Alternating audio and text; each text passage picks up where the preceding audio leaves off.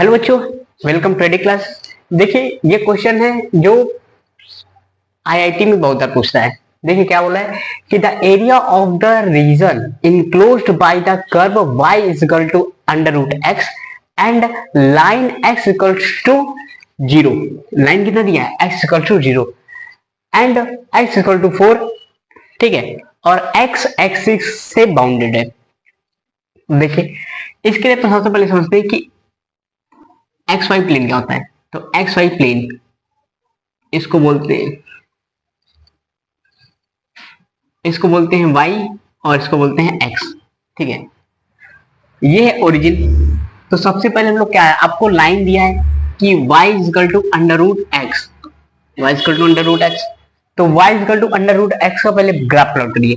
अगर तो सबसे पहले इसका जो प्राइमरी क्लास में आप पढ़े हैं, तो प्राइमरी क्लास का हम लोग सॉल्व करते हैं।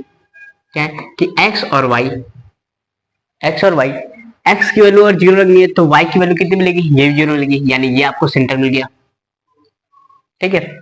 x की वैल्यू अगर 1 लेंगे तो y की वैल्यू भी 1 मिलेगी, यानी अगर मान लेते हैं कि ये आपको 1 1 मिल गया, ठीक है। अगर ये 1 है, ये भी 1 है, ये 2 है, ये 3 है, ठीक है, ये 2 और ये 3। अब देखिए अगर y की वैल्यू x की वैल्यू 2 लेते हैं तो y की वैल्यू समथिंग 1 पॉइंट या अंडर रूट एक्स आएगी। और आपको सबको पता है कि ये लाई करती 1 टू y, यानी x की वैल्यू अगर आप 2 ले रहे हैं तो y की वैल्यू कहां पर आएगी, यानी 1 और 2 के बीच में यहां पर लाई करेगी और इसका ग्राफ कुछ इस तरह से खींचेगा, ठीक है।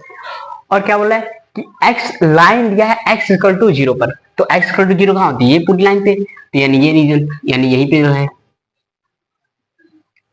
और बोल रहा है कि एंड x इक्वल टू 4 पर, तो 4 यहां होगा। तो देखिए ये अब इस एरिया का ग्राफ पूछने को बोल रहा है, इस एरिया ग्राफ पूछने को बोल रहा है। तो लिमिट कितना हो गई? 0 टू 4। लिमिट कितनी हो गई? 0 टू 4। अब इसका निकाल लेते हैं। तो देखिए कैसे निकालते हैं। तो एरिया निकलेगा, लिमिट हो गई 0 टू 4 और हो गया y dx। और y की वैल्यू क्या है? तो y की वैल्यू दिया है आपको कि लिमिट 0 टू 4 और y की वैल्यू दिया है अंडर रूट x dx। और इसका इंटीग्रेशन क्या होता है? तो इसका इंटीग्रेशन अगर नहीं है तो होता है कि x, यानी लिमिट लेते हैं 0 टू 4 और x के पावर 1/2 और dx, x के पावर 1/2 और dx। देखिए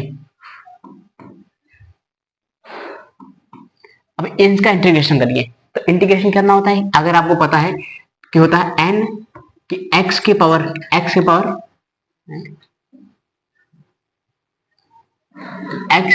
n है, इसका इंटीग्रेशन करेंगे तो क्या आएगा? dx के साथ इंटीग्रेशन करेंगे तो n प्लस 1 अपॉन में x के पावर n प्लस 1 होगा, ठीक है। तो यही फॉर्मूला लगाइए। अब देखिए तो इसको लिख सकते हैं कितना, यानी कि x 1 ऐड करेंगे तो 3/2 होगा अपॉन में ये कितना होगा? 3/2 और लिमिट कितना? 0 टू 4।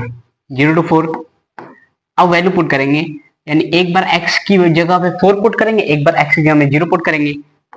तो देखिए कितना हो गया, यानी ये तो कांस्टेंट टर्म है तो बाहर निकल जाएगा 2/3 होगा।